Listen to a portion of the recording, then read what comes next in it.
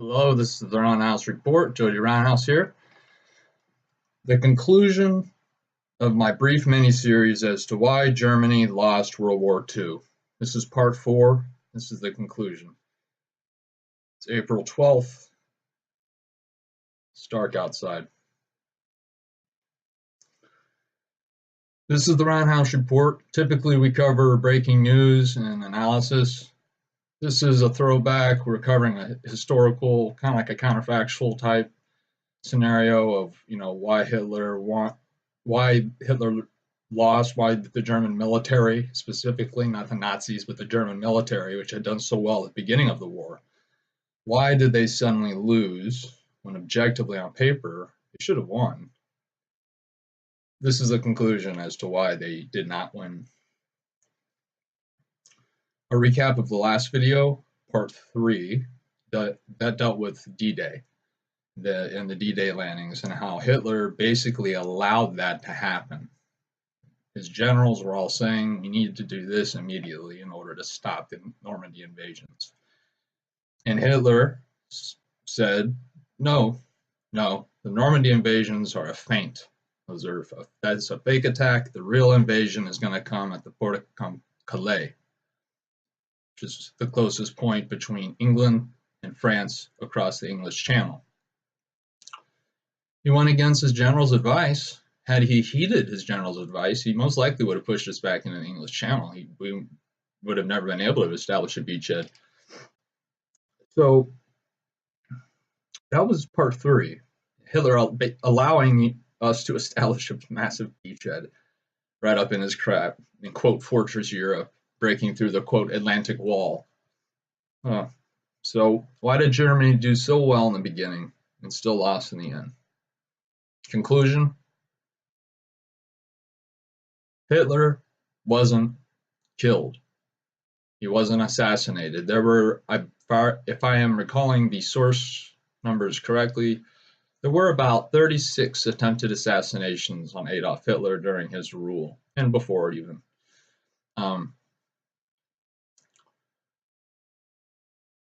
One assassination, which is Tom Cruise in the movie Valkyrie, I believe that's what it's based on. One assassination was actually like a suitcase bomb that blew up near Hitler's feet during a meeting at one of his secret places in the German forests. And it literally blew his clothes off of his body and blew his shoes off. He was injured, but he was okay though. But after that, he was never the same. Because by then he was very drug-addled, he was very paranoid. They were losing the war, etc. Had they being the German high command who were rational, for instance, General Rommel, who I speak about in part 2, dealt with Africa and Rommel's Africa Corps. When Rommel returned home in 1942 from Africa, he returned back to Germany and he saw the concentration camps throughout like Poland and stuff, and he saw what was being done. Rommel was horrified. He was like, WTF? And later, he was post D-Day, toward the end of the war, he was implicated in a plot to assassinate Hitler. And so Hitler's people, his top command, forced Rommel to commit suicide. It was reported in the German media that Rommel died of wounds incurred in battle, and they had a big triumphal parade for him. But really, they made him commit suicide. They assassinated him. The Third Reich did. If generals like Rommel and other political elites, people who were not genocidal, people who were not murderers, people who were rational actors, had they assassinated Hitler when Germany was still strong in, say, 1942,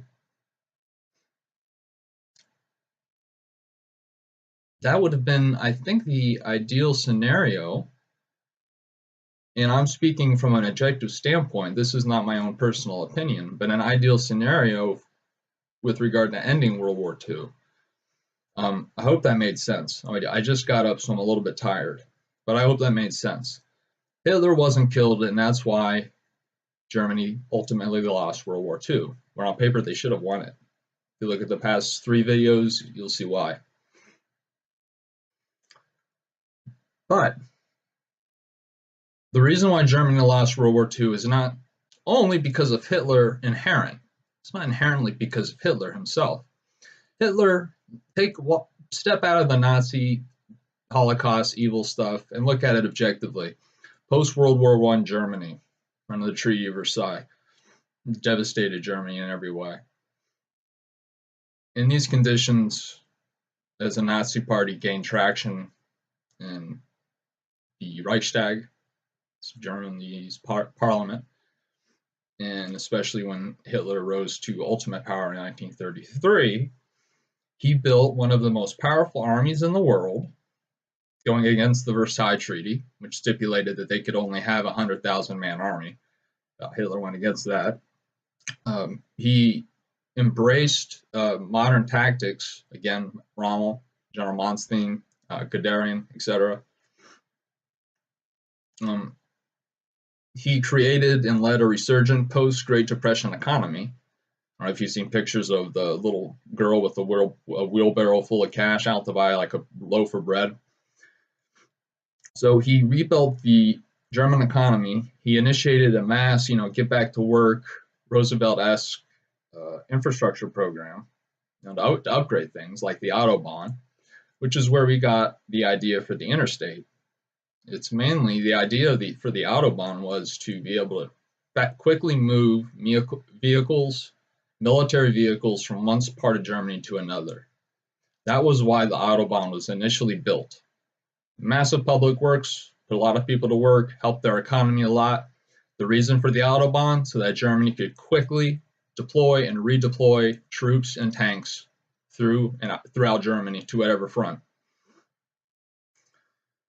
Hitler brought back traditional conservative public education and overall fitness to the fore in terms of educating the children. And I'm not, the propaganda stuff was no good. Slavs being subhuman, Jews being so bad, all that stuff was no good.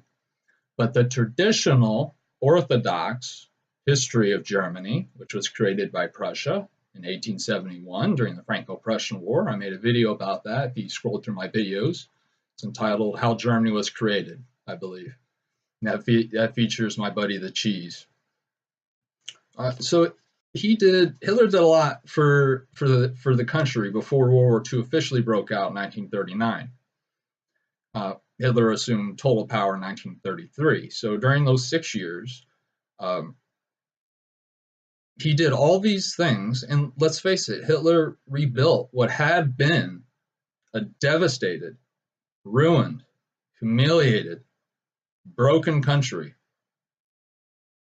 with hyperinflation, shortages of food, even starvation right after World War I because of the British blockade, a fragmented, factionalized, quote, military, if you want to call it that, that according to the Treaty of Versailles, like I said, it couldn't be more than 100,000 strong. But what these guys did, that I'll talk about in a moment, is the German military, these veterans, these hardcore French warfare, World War I veterans, they formed into like militias. They fought each other. They fought Poland at one point. But the Treaty of Versailles also taking place was a societal and a political breakdown, not just in Germany, but mainly Germany. The victorious allies of World War I, namely France and England, tried to force democracy on Germany after World War I. In the Treaty of Versailles, that's when the Weimar Republic was established, 1918 to 1933. The Weimar Republic in Germany. They tried to force democracy on a people, Germany, stemming from the Kingdom of Prussia, who had never known democracy. They had only known authoritarianism and totalitarianism. They didn't know any other way. You could draw parallels between the United States and Iraq, United States and Afghanistan, etc.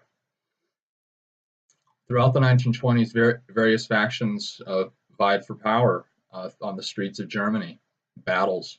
The communists, the fascists, the anarchists, socialists, the Jews, the liberal Democrats, who were actually wanting the Weimar Republic to succeed. They were embracing it. And just general social unrest regarding the stability of Germany overall in the early 20s, which led to Hitler's failed beer hall putsch. Hitler's beer hall putsch, during which he was nearly killed, actually. I was in the early 20s. That's when he was put in prison. I believe he only served 8 months, but he wrote Mein Kampf then. That's when he wrote his brain out. Now, at the same time, like I said before, at the same time, throughout the 1920s, various factions of the splintered but still battle-hardened World War I German army these are guys that never really went home. These are the types of dudes that the kind of warrior who loves war so much that they simply can't live without it. They fought in World War I, messed their heads up, they returned back into society, they could not reintegrate, had a form of PTSD, most likely, a lot of them. And so they just became kind of like mercenary bands, but they weren't paid by anybody necessarily, maybe local warlords. And there's a specific name for them in German that I don't remember. That specifically applies to the post-World War I German militias. I don't remember the word. But these these militias with these battle-hardened warriors, just because Germany lost World War I doesn't mean that their veterans were like sucky. No, initially after World War I, there was mass unemployment. That only got worse throughout the 20s in Germany. So these guys marauded around the country. They stormed throughout Germany, and elements of these roaming militias even fought a brief skirmish with Poland over a territorial dispute on their border. So the German militia beat the Polish army in this skirmish, which is a giant L-O-L.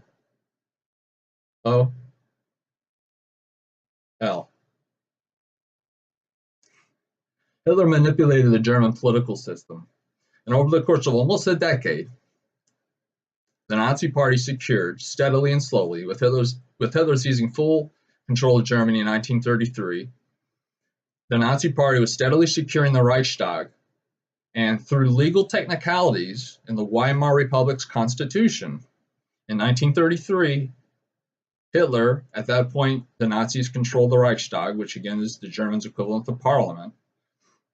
In 1933, Hitler assumed overall command of everything Germany. The German military pledged allegiance to Hitler, not Germany. The German people pledged allegiance to Hitler, not Germany. All right?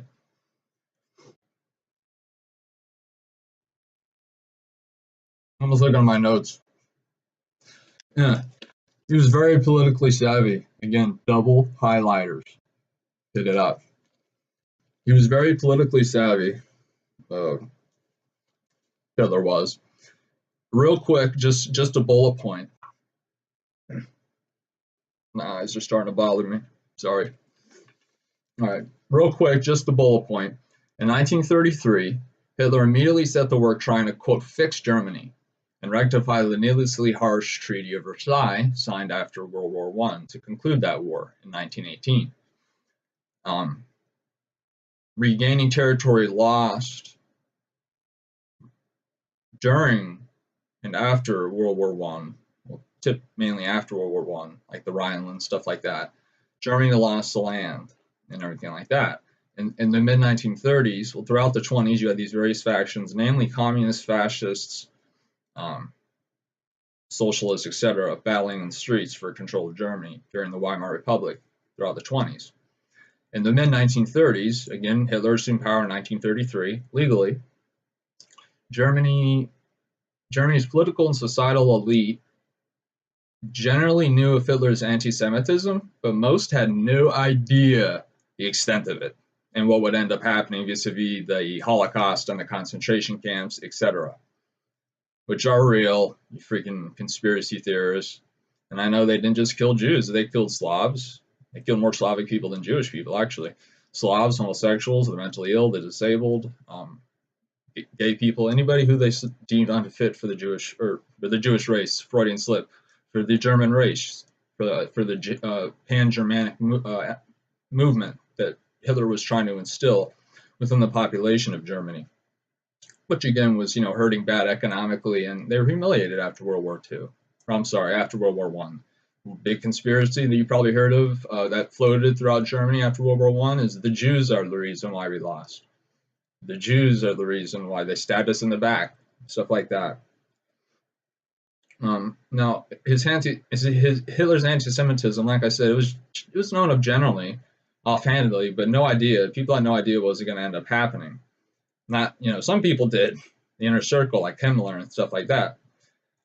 Anti-Semitism had been the norm in Europe, though, for hundreds of years. You had the pogroms throughout the Middle Ages and stuff, so that being anti-Jewish wasn't necessarily uncommon, especially regarding Europe at that time period and populist dictators and fascism.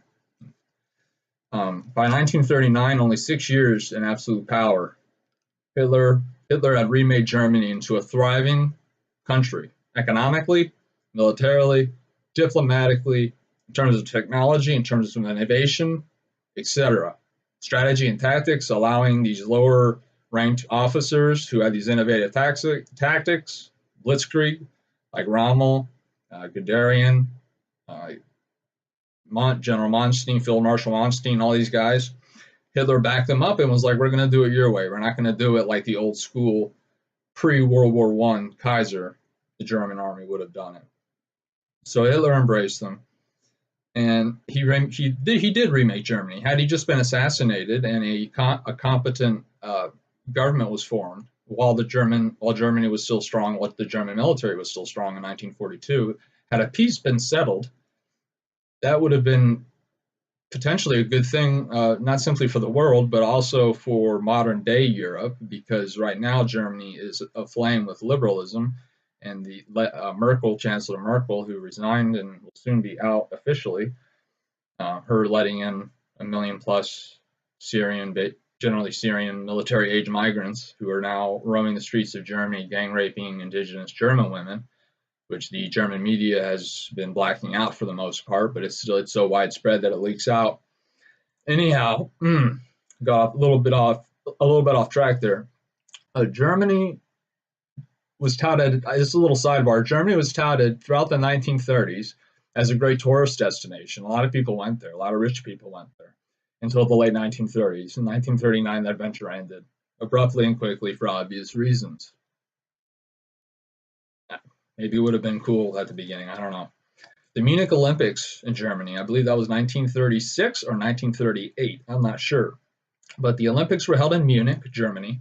Now was a chance for Hitler to show off his new Germany, his master race, his new Germany. He was able to show it off to the whole world. Okay? Then, the Nuremberg rallies in the mid-30s, late 30s, those were totally insane. Look up some pictures or watch a short YouTube video on the Nuremberg rallies. There are hundreds of thousands of people, if not more, that are in perfect formation with these banners and they're marching. It's just insane. You should watch it.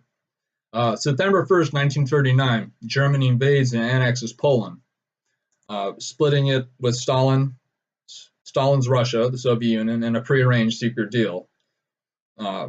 They said, Russia and Hitler, Stalin and Hitler, hey, Hitler, said, I'm going to invade Poland. I'll take half, the western half. And you, Stalin, you guys can have the eastern half to kind of placate the Russians, who were wary of Hitler, and Hitler hated them, but didn't make that show at the beginning. So on September 1st, 1939, Germany invaded and annexed half of Poland, and Russia did the same, eastern half. In May of 1940, mainland Europe was conquered in 3 weeks by these field commanders like Rommel, Guderian, using blitzkrieg tactics. In 1940, after the mainland of Europe was conquered, Rommel and his Africa Corps, with about 40 to 50,000 men and lots of tanks, landed in North Africa to help support the Italians against the British Empire led by General Montgomery, who I believe is vastly overrated. And you could comment if you want to know why.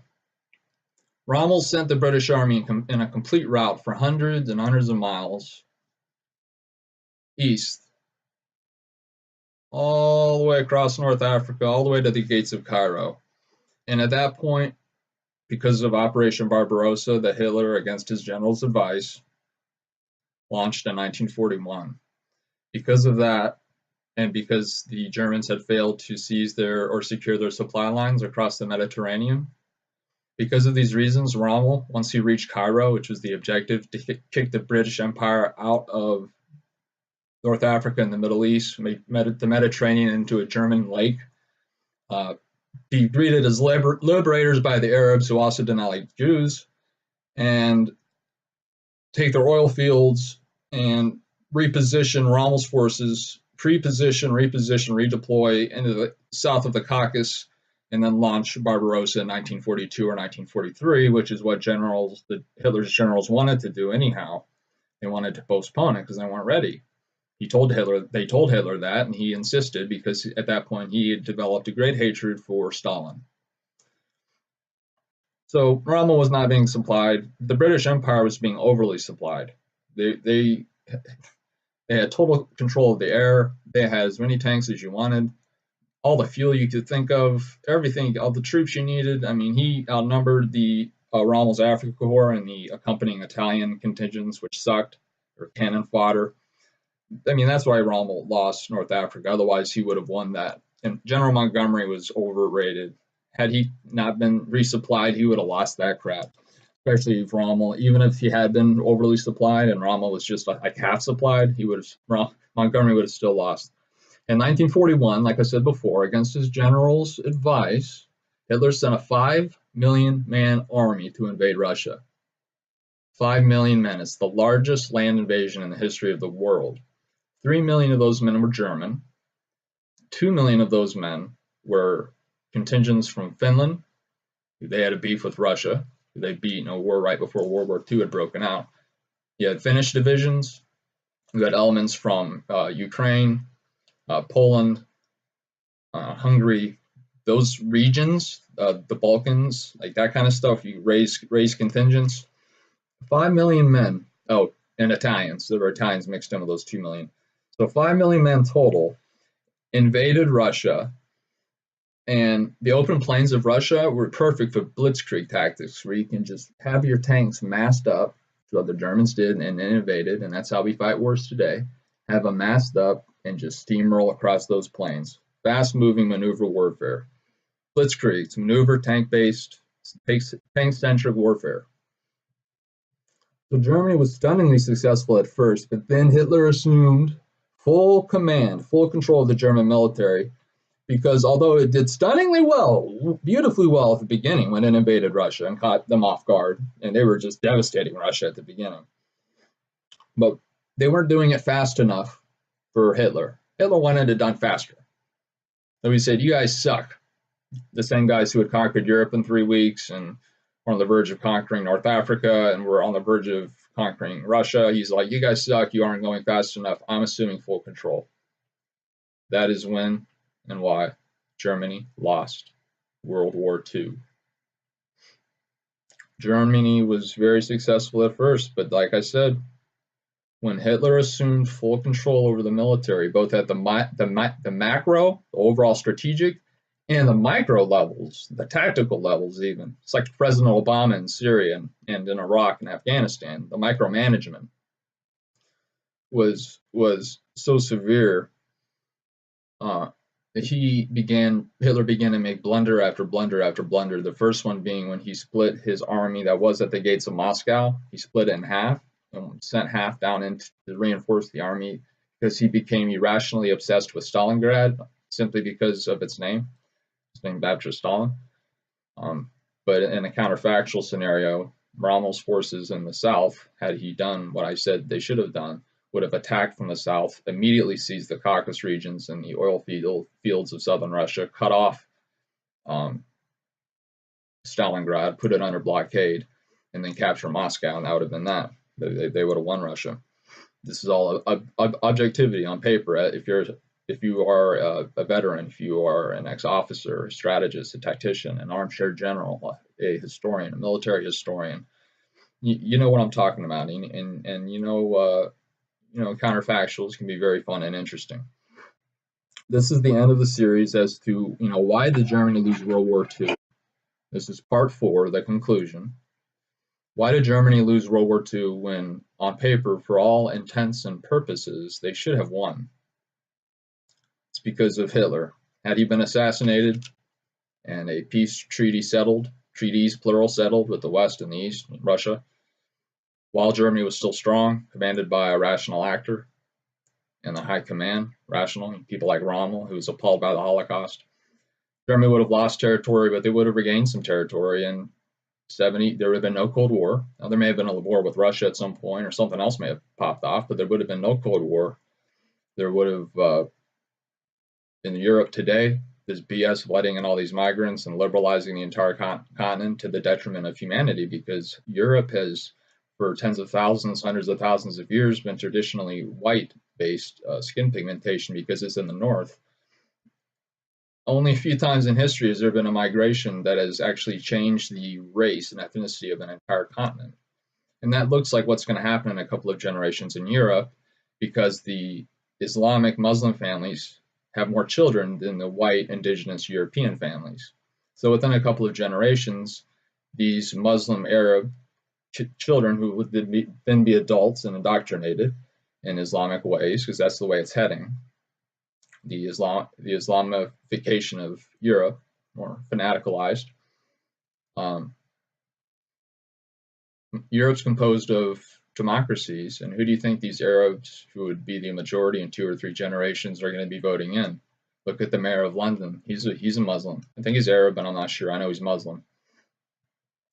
So imagine had they not lost World War II, all that evil crap stopped, the Holocaust, and they were kind of left just like as a strong military, authoritative, traditional, conservative anchor in Europe, while France and Britain could keep doing their liberalism. But they wouldn't have been able to, actually. They would have had to keep their militaries intact, because after World War II, we protected them. The United States protected them. So these are the reasons why I feel that Germany should have won, or why they would have won World War II on paper, objectively speaking. The German military, the Wehrmacht, not the Nazis, not the SS fanatics who ran the concentration camps, but the actual military, the tactics and strategy involved. I believe objectively that, and I believe most people who study this would agree, objectively speaking, and people have talked about this for decades, ever since the conclusion of the war. Technically speaking, World War II, I lost my train of thought. That's a great way to end the video. This is the Roundhouse Report. Please subscribe, please like, please comment. Maybe we can get a little comment chain going. Nowadays in Europe, Germany, had Germany won, there wouldn't have been any of this migrant stuff, and the continent wouldn't change ethnicity. It's really messed up. If you look at the course of humanity, mass migrations and the changing of ethnicities and race, that's only happened a few times, literally, in tens of thousands of years, at least of written human civilization. So this is the Roundhouse Report. Please subscribe. Jody Roundhouse. This is the conclusion of why Germany lost World War II, Part 4. I hope you enjoyed it. Please hit me up, minds.com, www.minds.com/Jody Roundhouse, one word with a Y. That's like the alternative to Facebook. They don't censor you, stuff like that. All right, I hope you enjoyed it. Jody out.